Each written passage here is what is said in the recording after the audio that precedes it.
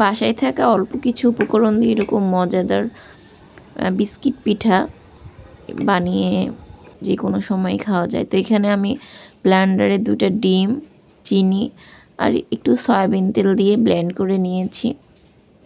তারপরে মিক্সারটার ভিতরে এখানে ভ্যানিলা এসেন্স, বেকিং পাউডার আর বেকিং সোডা দিয়ে একটু মিশিয়ে নিয়েছি। নেওয়ার পরে এখানে আপনারা আটা বা ময়দা যে কোনো একটা ইউজ করতে পারেন। তো বাসায় ময়দা ছিল না, এজন্য আমি আটা দিয়ে শক্ত একটা ডো তৈরি করেছি। তারপর আপনাদের নিজেদের ইচ্ছা মতো এটার শেপ বা ডিজাইন করতে পারেন। তো আমি প্রথমে হচ্ছে হাত দিয়ে গোল গোল করে তারপরে ছুরি দিয়ে একটু ডিজাইন করছিলাম। এরকম হচ্ছে 4-5টা বানিয়েছি। যে যার ইচ্ছা মতো ডিজাইন করতে পারেন, একই রকম হবে আর কি, মজা একই হবে, মজার কোনো হেরফের হবে না।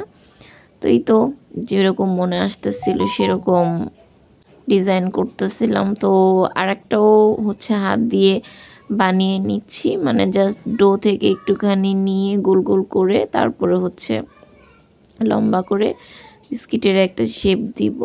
তো আমি এভাবেও বানিয়েছি কয়েকটা। আর হচ্ছে রুটির মতো করে বেলে তারপরে হচ্ছে ছুরি দিয়ে চারকোনা করে কেটে আমি আরও বানিয়েছি।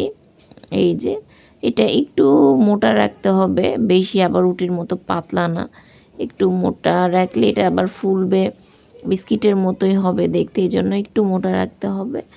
তো এই যে কেটে নিচ্ছি। এটার সাথে আবার আমি মাঝখানে উপরে একটু একটু করে ফুড কালার দিয়েছিলাম, দেখতে ভালো লাগবে এই জন্য। তো এই যে হচ্ছে আমি প্রথম ব্যাচ থেকে কিছু ভেজে নিচ্ছি। আর চুলার আঁচটা খুবই কম থাকবে, তেলটা বেশি গরম হয়ে গেলে আবার এটা ফুলবে না এবং ভিতরে কাঁচা থেকে যাবে। এই জন্য অল্প আঁচে এটা করতে হবে, যে কিছুক্ষণ পরে এটা ফুলে একদম বালিশের মতো হয়ে যাবে। আর এগুলো হচ্ছে ফুড কালার দিয়েছি আমি, একটু জাফরান রঙের কালার, এটা ভালো লাগতেছিল দেখতে সাদার উপরে, এই জন্য।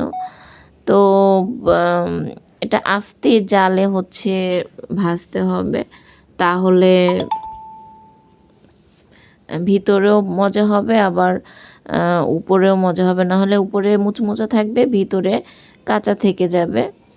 এই যে হচ্ছে আম্মু হচ্ছে ভেঙে দেখাচ্ছিল, খুবই মজা লাগে এগুলা, অল্প পরিমাণে হয়ে যায়।